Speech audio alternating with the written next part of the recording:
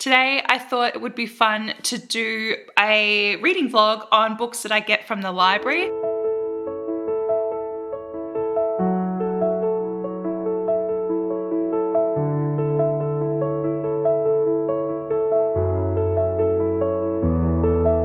My library in particular doesn't have a huge amount of things to choose from, so we'll see what we can actually find that I want to potentially borrow.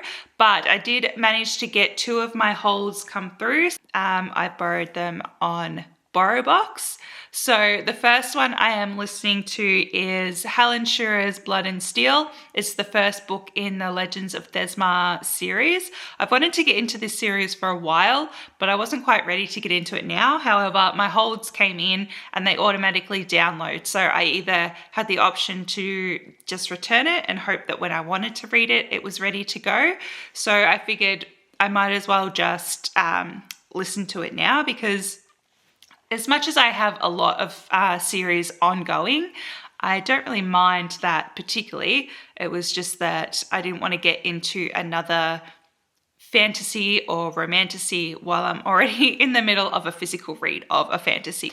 I don't know how I'm going to go with this series, because I honestly have absolutely no idea what it's about outside of the prophecy where they pretty much ban women from picking up a sword because a woman with a sword is supposed to like destroy the world or something. So yeah, interested to go into it completely blind, or mostly blind.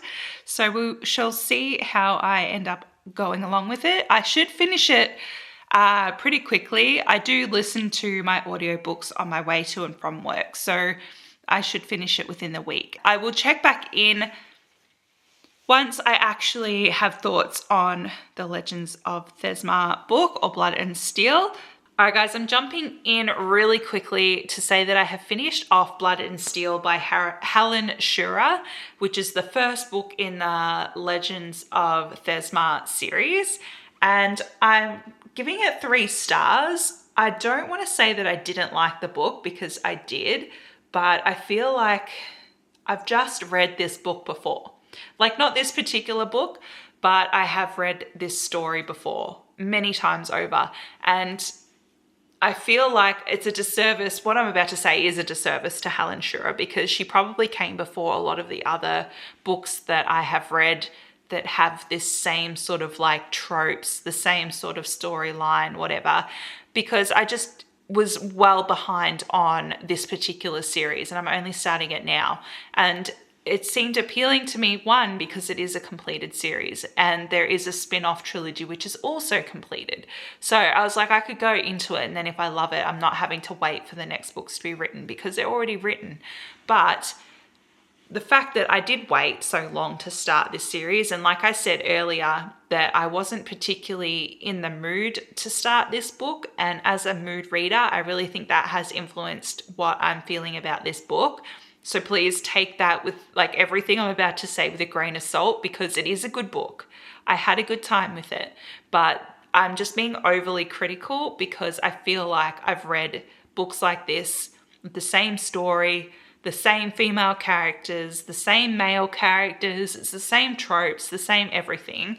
And I was just a little bit, I think Thea, our FMC, I think she was just a little bit two-dimensional, and that is on purpose, I'm sure, because it is a 4-book series, so we need to see character development, but she's one of those characters that is so focused on her own journey that she, not deliberately, but is not necessarily the best person to have around unless you're helping her on her journey. So she's kind of a horrible sister, even though her sister's got her own things going on in here that doesn't necessarily make her the best sister either. But I think, yeah, she's just not the best sister. She's not the best friend. She's kind of that, she's a little bit selfish at the moment because she's so focused on her goals that she doesn't realize that other people around her have their own goals as well. And that when she's just railroading through to get what she wants, she's kind of stepping on other people to get there. And yeah, I mean, I've read that before, which, you know, is fine, because normally, you know, you read the same sort of similar stories because you do enjoy them. But I think it just means that because I wasn't particularly ready to start reading this series, that as a mood reader, I'm kind of sensing that and picking that up, and it's more at the forefront of my mind than where it would be if, I really was just in the mood to read that book. But then having said that, I did go straight into the second book. So I'm giving it 3 stars. I don't know if I said that, but I'm giving Blood and Steel 3 stars because it is a good book. It is a good book, and I can see why Helen Schurer is such a popular author. It's just, the tropes in it are very repetitive to what I've already read. Even though I think Helen Schurer's books have come out before I've read other books, it's just that I'm reading this one late, like I said. So yeah. Anyway, I'm going to leave it here in this clip, and then hopefully I'm feeling a little bit more better about the series because, like I said, I enjoyed the book and I'm just being very overcritical, but definitely, the first book is not probably one that I would necessarily want to ever reread again, but maybe the rest of the series will just pull me out of that little bit of a funk that I feel like, books like fantasy books in particular right now are sort of making me feel like I'm not in a reading slump, and it's not making me hate the book and anything like that. And it may sound like it because I'm kind of ragging on it a bit, but yeah, I did enjoy the book, but I'm just feeling like I'm reading the same things over and over again.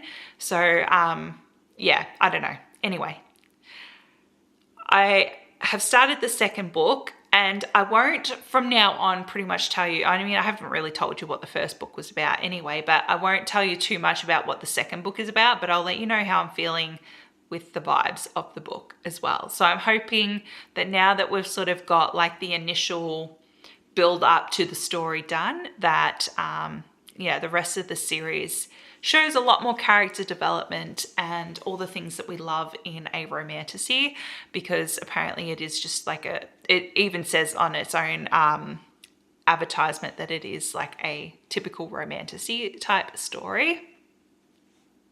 So yeah, I'm hoping, a lot more character development, maybe a little bit more action, a little less training montage sort of vibes, and we shall see. We shall see. But I will check back again when I've actually got a little bit further into the next book and let you know how I'm going along with the series. So guys, I've got my laundry going. If you can hear that, I'm sorry. I have also just got out of the shower and have pimple patches on my face, so ignore everything. And I'm sorry, but anyway, it is what it is. I am coming in to say that I have finished the second book of the Legends of Thesmar series, Vows and Ruins by Helen Schurer. So in the first book, we have been following Thea. She has been given a fate stone saying that she will die by age 27. So in her final few years, she has made it her mission to become a war sword of Thesmar. War swords are warriors that have to go through a special rite to gain abilities and strengths to fight the shadow creatures that are coming through the Vale and attacking the lands in this particular story. Only we start the book off with a prophecy basically stating that a female of darkness, or a daughter of darkness, they call it. A daughter of darkness will bring about this age of darkness and will turn the tides in this war and bring forth like blood and fire and all the things. So it's been forbidden for women to pick up the Thesmarian steel or the Navarian steel, and they're not allowed to fight. So they basically disbanded any of the female warriors because of this prophecy. And so, Thea's basically been trying to fight for her right to become a warrior. And that is what we see in the first book. This one's like stuck to all the hairs. It's fighting for its life. So in the second book, we follow along directly from the events of the first book. And I won't say what happens because I don't want to give it away. I don't want it to be a spoiler. But in my reading experience with this series, I read the novella first, which I think the novella is supposed to come after the second book. So I've gone into this series with a bit of knowledge that I don't think I'm supposed to have or have had up until this point of the series. So I don't know if it's because of that or just because the story's not trying to have these like big wow cliffhanger moments, plot twist moments. But yeah, I've sort of predicted what's going on from the start. And I don't know whether it's because I've predicted it, because I've already read the prequel, not the prequel, the little novella that goes in amongst this story. So I already have knowledge of what's coming, or if the book's just written in a way that's sort of obvious about where we're leading and what's going on with it. So I don't think it's necessarily a bad thing that it's not sort of out there with all these random plot twists and things going on. But I will say that if you do what I do and read the novella that's not supposed to be read first, obviously you're going to go in with more knowledge than what you probably should have. So the story itself, not that there's a lot of like plot twists or anything like that, but there's stuff that could be considered like shock value, a part of the storyline. But obviously I already sort of know what's going on. So it hasn't necessarily detracted from the story itself. It's just more so that I don't know if I'm supposed to have been shocked by these events that are going on. And because it is a 4-book series that does continue straight on one after the other, there is cliffhangers, obviously, because, you know, you're supposed to get to a point and then wait for the next book. So yeah, I don't know. But the second book, I'm giving it 3 stars. Again, I did like the second book a lot more than I did like the first book.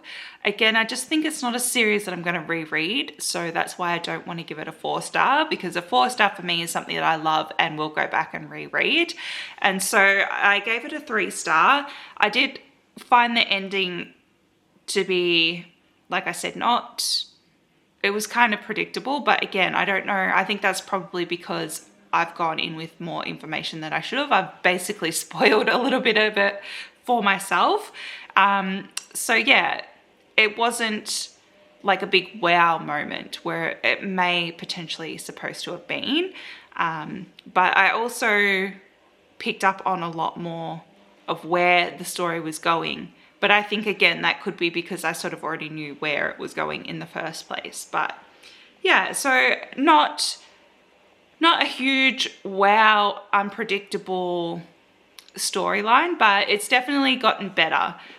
I think I'm in a better mood with this entire series and with like this sort of plotline, storyline of books than I was with the first one. I was a little bit like been there, done that with the plot lines, but you know, I'm in the story now. I'm enjoying it. I don't mind the characters. I do find Thea, who has our I do find Thea, who is our FMC, a little bit bratty and kind of annoying. If she wasn't the main character and she was a side character, I would not like her at all. But yeah, I don't know, just some of the like behaviors that she has, I just find it really, it's always a spin cycle when I'm trying to talk.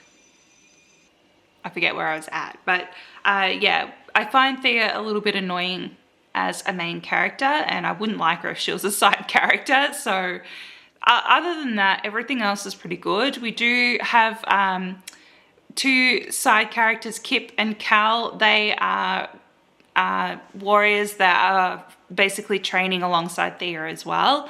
They've been consistent across both books, and I actually really enjoy them. I find them really funny.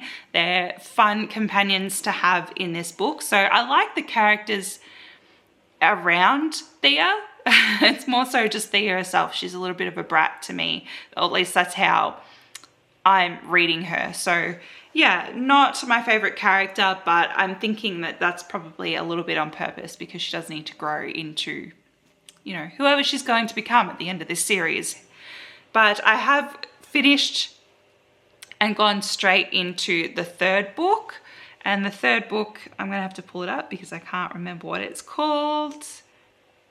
So the 3rd book that I'm is called Fates and Furies, and that's what I'm listening to now. So I've literally just started it tonight. I'm about like 3 chapters in. So it carries on directly from the second book, like the events that finish in the second book, but there is also a 12-month time jump. So that means that Thea is 1 year closer to her potential prophesized death. So yeah, the story is definitely getting a lot more interesting, and I think I should fly through the next, like this book and the last book. I was planning on doing other series in this video, and I still potentially will, but I definitely think I'm just going to complete this entire series all the way through. I'm committed now. I've started the 3rd book. So I think, yeah, we're just going to do all 4 books, one in this vlog, and then for me, just consecutively until we're through the series. So I'll be starting a series and finishing a series. So maybe we'll turn this into a finishing series I'm in the middle of, like library edition or something. So yeah, we shall see where the video goes, but definitely stay tuned. I will check back in when I've finished the 3rd book. Again, I won't tell you what's going on in the book, but I'll let you know my feelings about it, and then we'll jump straight into the 4th book. Alright guys, I'm checking in to say that I have finished the 3rd Helen Shearer book in the Legends of Thesmar series, and let me just pull up what it is, because Fate and Furies is the title of the 3rd book. So consistently I've been rating these 3 stars. I have been enjoying my time reading or like listening to these books. Like the audiobooks are like fine to listen to.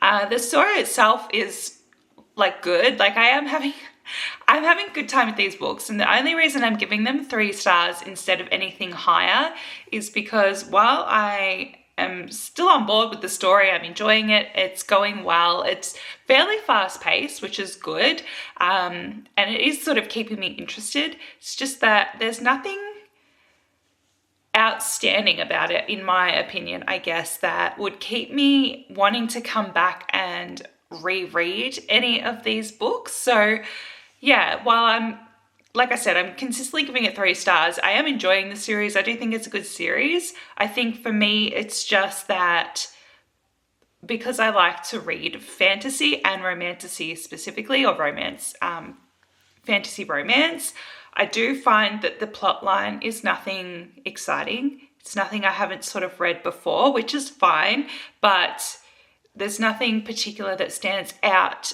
in these books, in like specifically, that I think makes it more exciting than any other book with the same sort of plot line.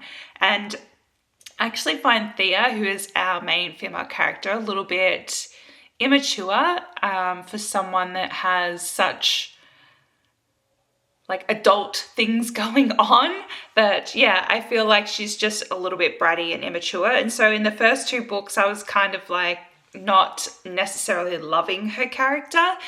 She's sort of grown up a little bit, I guess, in this 3rd one. Like she's realized there are consequences to her actions, and she's actually sort of seeing that.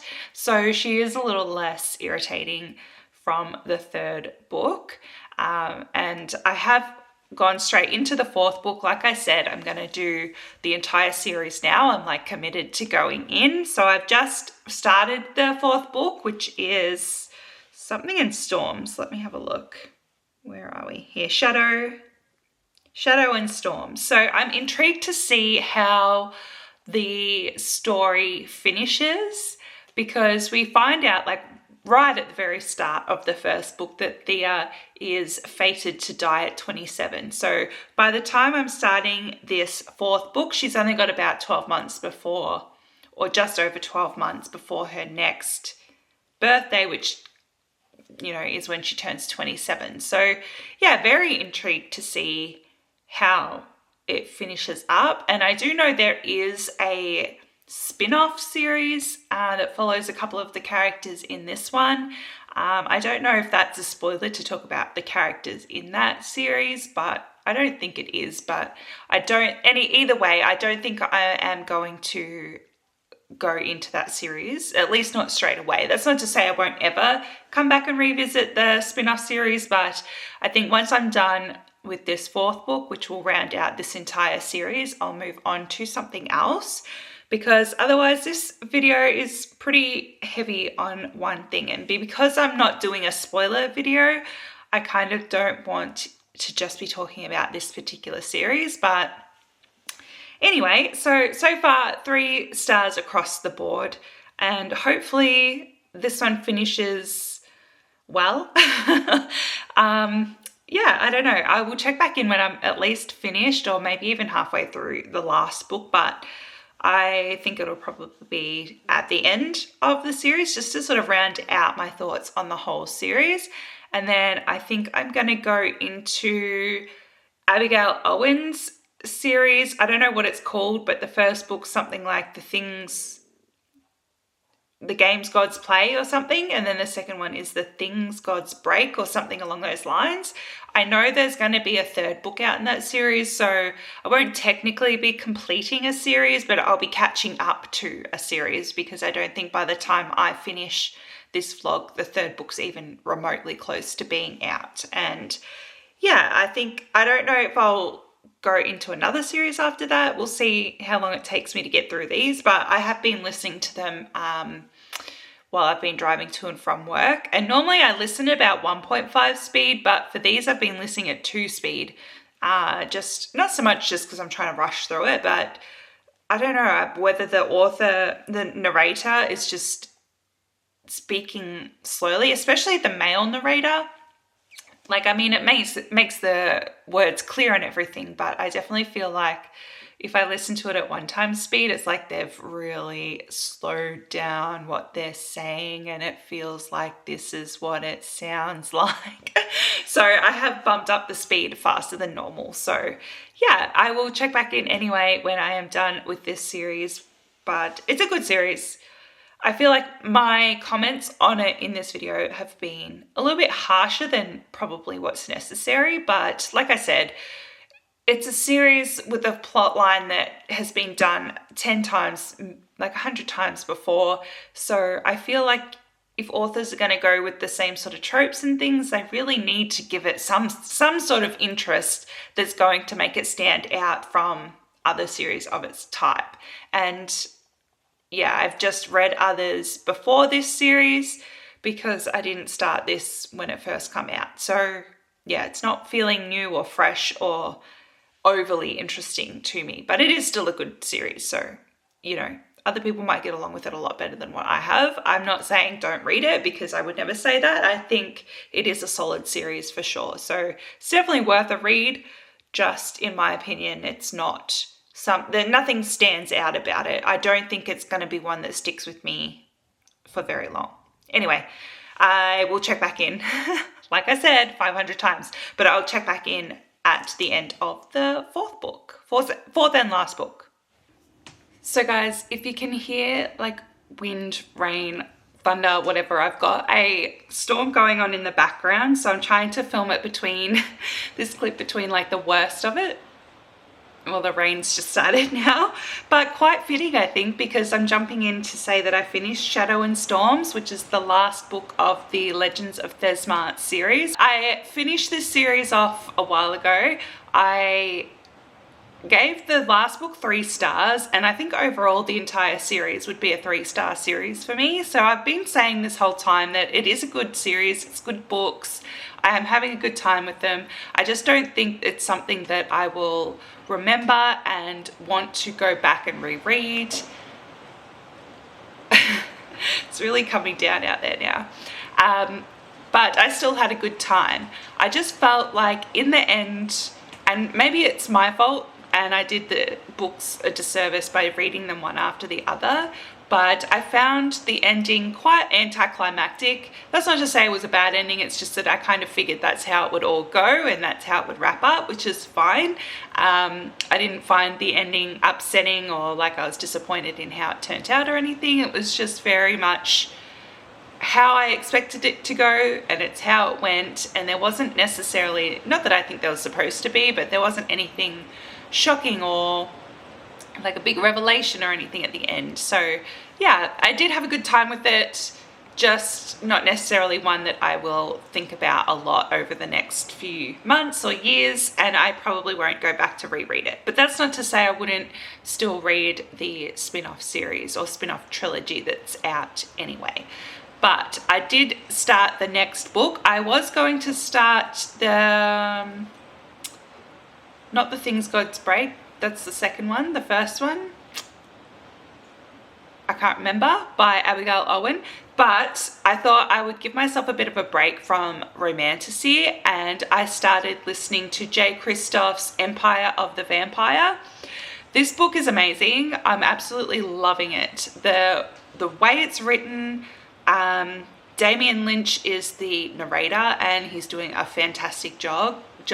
I've been not necessarily immersive reading. I haven't been immersive reading so much, but the books also have illustrations in them, like scattered about, and they're absolutely amazing illustrations as well. So yeah, I've been flicking through the book to also sort of see what the illustrations are, so I can see the visual representation of the characters. It's sort of drawn in like a very almost anime style pictures, but yeah, absolutely amazing. It's quite a long book, so I have been listening to the audio, and I think it's about 30 hours of listening time.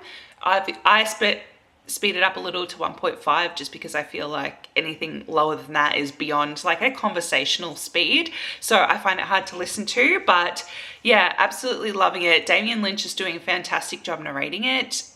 I wouldn't say he's the best at doing like a female voice, but just the narration in general is really good. And the story itself, at first I was a little bit confused because the story is following Gabriel de Leon. He has been captured sort of towards the end of his life, and let me start again. So the book is a story about vampires.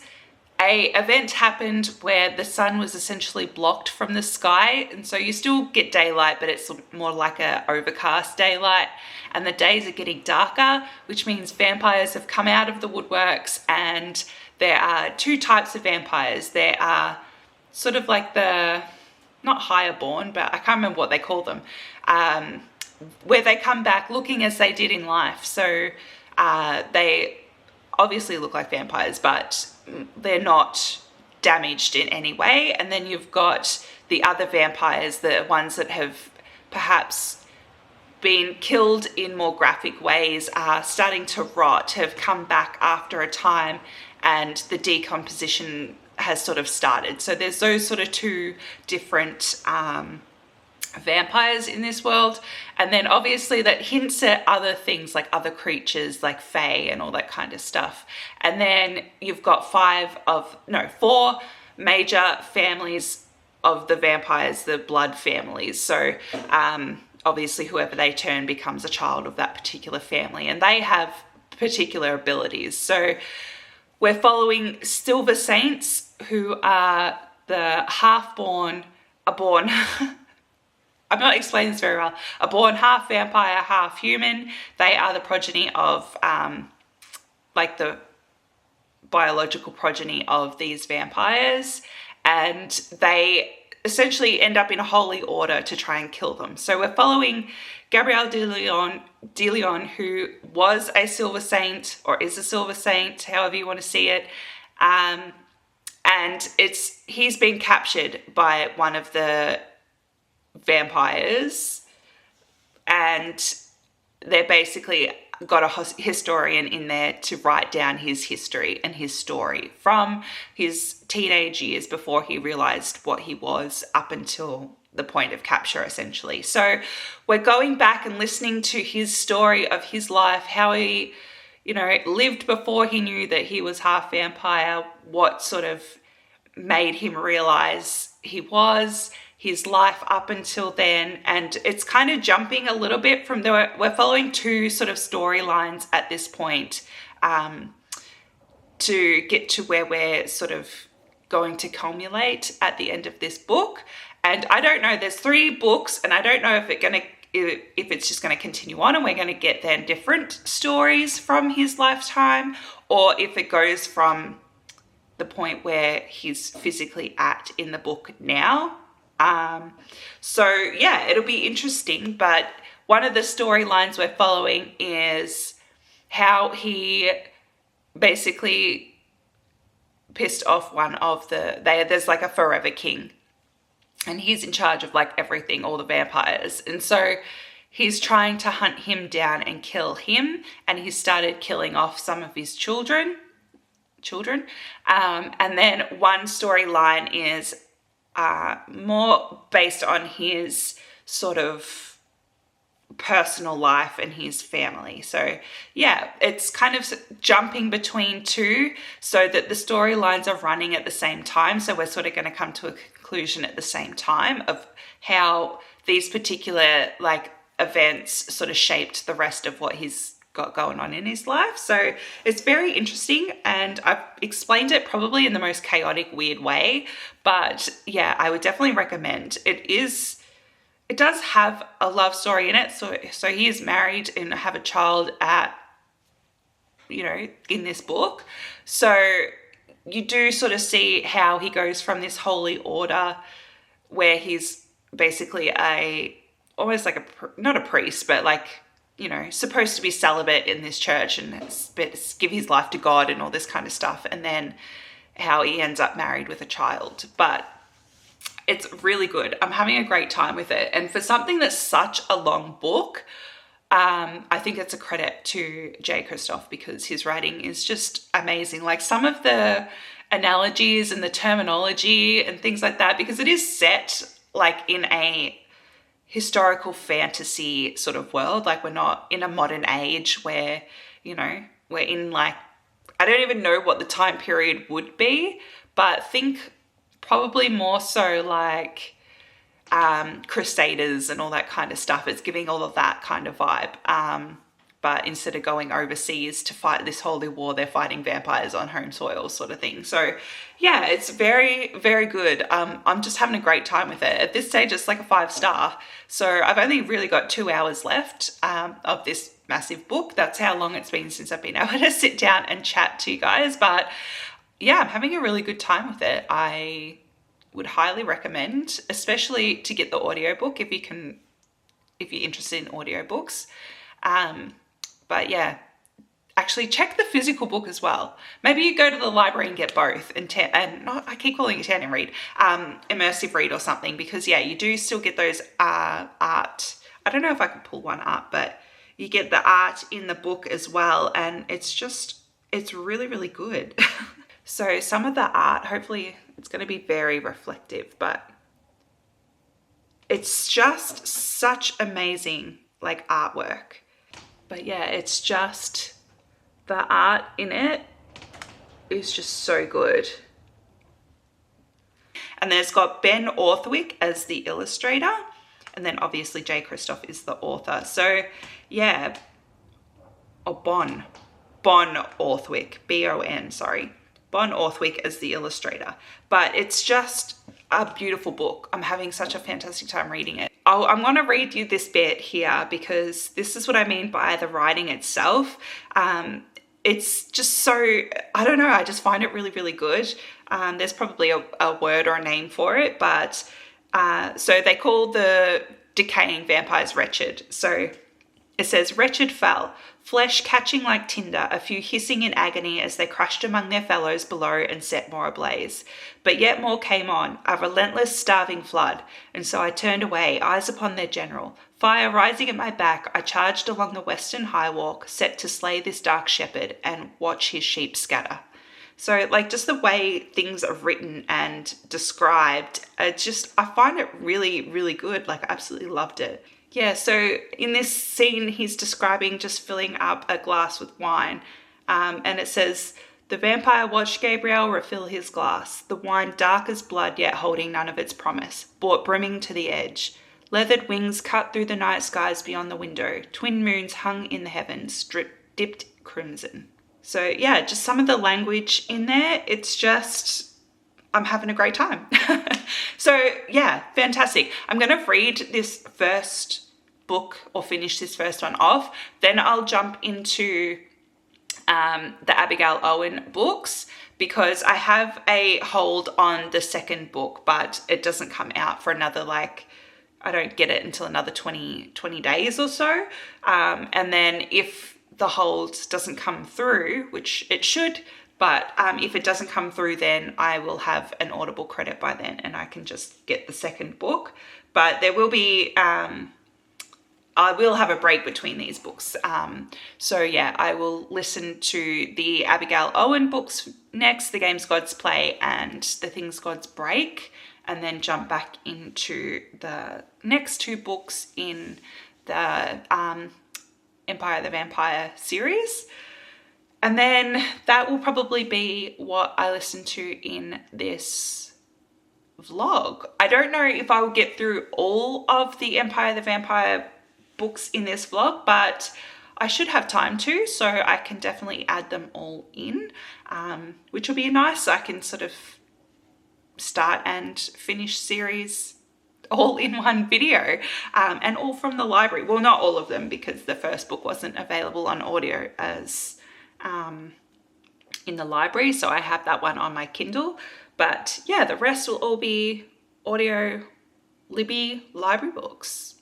But I will jump back in when I start or am partway through the next book, which should be the Abigail Owen book, but I will update you because who knows what I will be listening to soon. But yeah, I definitely would recommend 100% to listen to Jay Kristoff's book, or read it, or both, because you still want to get that art. It's absolutely stunning. Yeah, but that is it. I've talked for forever. This is going to be a really, really long vlog, so I might have to really cut down some of the stuff that I'm saying.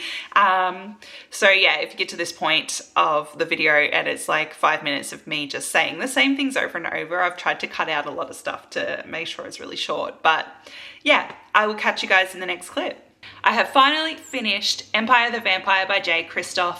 5 stars. I don't have much more to add to it. I really enjoyed it. It does sort of end off on not a huge cliffhanger, but the first book sort of rounds out the first night that Gabriel is telling his story, sort of thing. So I had a great time with it. The storylines that we're following in this book do sort of round out, and they've converged together to meet up at the same point now. So then I'm guessing the next book will just sort of carry on from where his storytelling has ended and then go into the next sort of like little bit of his story.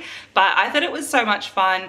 I thought being pulled into different sort of storylines and then also back to like the present of when he's talking might be confusing, but it wasn't at all, and I absolutely loved it. I will be continuing on the second book, but I do have to wait for my hold to come through from the library. So I did start The Games Gods Play by Abigail Owen, and I'm having a really good time with that one. I'm about just under halfway through on that book. So the book is an urban fantasy. It's got the Greek pantheon, like Zeus, Hades, Aphrodite, all that kind of stuff. And it is set in Olympus as well as in modern day San Francisco at the start. I think San Francisco, I'm not 100% sure, but at least in a modern city. And every hundreds of years, the gods set up these games called the Crucible, where they pick a champion each, and the winner of that the winner of the Crucible then decides who gets to rule Olympus for the next 100 years. So up until this point, Hades has never ever picked a champion before, but in this one he is, and that is Lyra. So Lyra is our FMC. It's all her POV, this book, and she is an orphan that was given up at 3 years old. So while Lyra's mother was pregnant with her, her water broke in Zeus's temple. So Zeus decided that he was affronted by this and cursed Lyra to be unlovable. So at 3 years old, her parents gave her up to the Collective, who are a group of thieves who essentially take people in to pay off debts. So if you have a debt, you can sell your child to go work for them to pay that debt off. So at 3 years old, she was given up, which is incredibly young just in general, but also for this particular like group or collective. They don't usually take children that young, but that's what happens. And so we're sort of the present day is when 23-year-old Lyra has sort of basically had enough of living life where she feels like nobody can connect to her because nobody can love her. So she goes to basically defile Zeus's temple and basically have it out with him, but is stopped by Hades. And then that's when Hades decides to choose Lyra as his champion for the Crucible.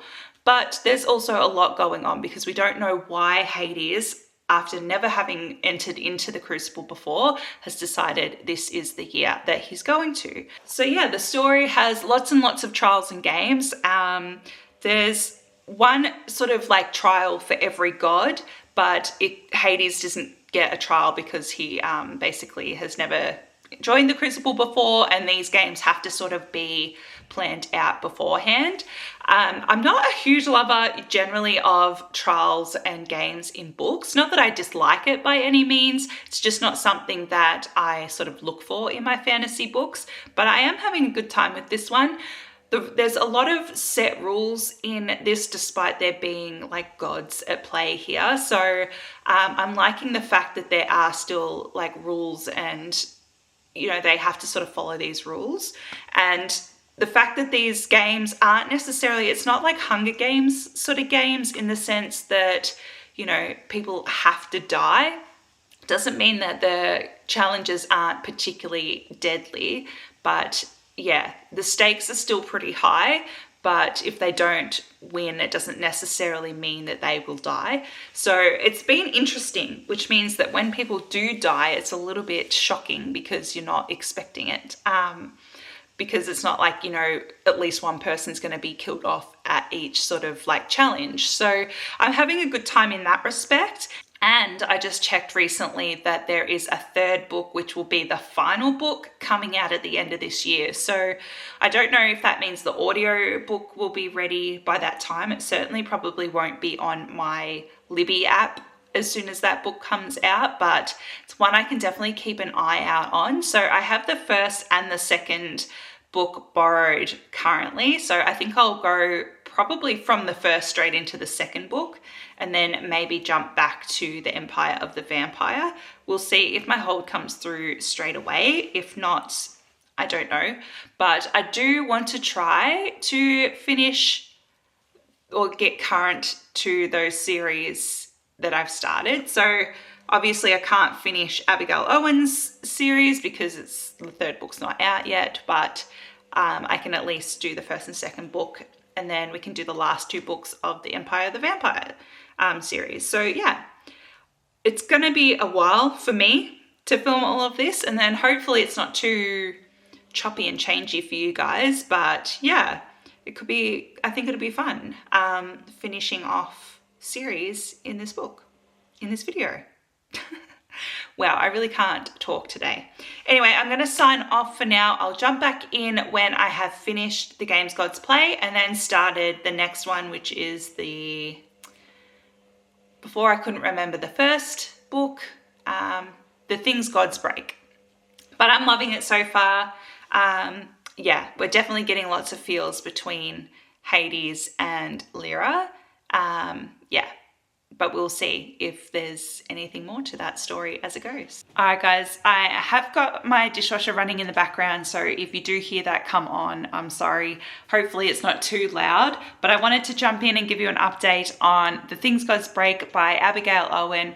I finished it off a few days ago and I absolutely loved it. I don't want to say too much on what's going on in there, obviously, like I've probably said previously, but it does continue straight on from the first one, and I don't want to spoil it being a second book. However, I did go into it a little bit concerned that it was going to be rinse and repeat from the first book, and we'd just have like trials and things like that throughout the whole second book, but that wasn't really what it was. So it turned out to be a lot more exciting than I was kind of expecting. I was thinking I was going to basically get the second, like another reiteration of the first book, but it didn't. And the way it tied into the first book as well, like, I will be the first one to admit that I don't have any clue when it comes to like mysteries or twists and turns in books. I'm not seeing anything coming until they literally hit me in the face. So I had no idea how it would tie back into the first book. It wasn't just a continuation of the story. It also, really had full circle moments throughout that book, the second book. And so yeah, I really enjoyed it because of that. I did give it 4 stars. It wasn't quite 5 stars, but I think that might just be more me than the book itself. I would definitely recommend reading this series. So it's called the Crucible series, or Crucible. Yeah. And I'm excited for the 3rd book to come out, which it is coming out, I think October or something, November maybe, at the end of this year. But I don't think the audio will come out straight away. So we'll see if I end up getting the book. I do have the 1st and 2nd book as a ebook as well. How many times can I say book? Many. But I do have the e-copies of both of those. So I might see if the 3rd book comes out with a decent price, I will buy that as well. So I've got the entire set. So if I ever want to reread, which I definitely would reread this series, I've got it there ready to go. And then I can finish the series off as well. And while I thought it would be fun to finish series off in this video, I think I'm going to leave it here because it's probably getting ridiculously long. And then I can do a follow-up video that will include the 2nd and 3rd book of the Empire of the Vampire series by Jay Kristoff, because I really do want to finish that off, but there's still another week before I actually get the 2nd and 3rd book, or at least the 2nd book, because I already have the 3rd book ready to go. And I don't want to drag this out too much longer. I kind of want to get this video up and ready to go. And also I feel like it is just going to be a very long video, but we did get quite a ways through well, it wasn't even my active TBR because these were all library borrows. So I think I only actually read, well, actually 3 of the books were off my TBR because I wasn't really planning on reading the Legends of Thesmar series, which we did, and I would still recommend that series, but it definitely wasn't one of my favorites. And then the last 3 books were on my TBR, just on my Kindle TBR, not my physical. So yeah, it has been good. I've really enjoyed all of the books in this series, I would say, even though, yeah, like I said, the first series was not my favorite, but I would 100% recommend reading Empire of the Vampire and the Crucible series. So I enjoyed those a lot and can't wait to continue them on. But I have yapped for forever and I feel like you guys are probably going to be sick of my voice, and I'm going to have so much fun editing this much footage of myself, I swear. Anyway, that is it from me. I will continue the series on in another video when I get around to it. So if you do want to see my thoughts and opinions on the rest of Jay Kristoff's series, that will be in that video. And hopefully whatever series you're reading is a 5-star series for you. And I will catch you in the next one. Bye.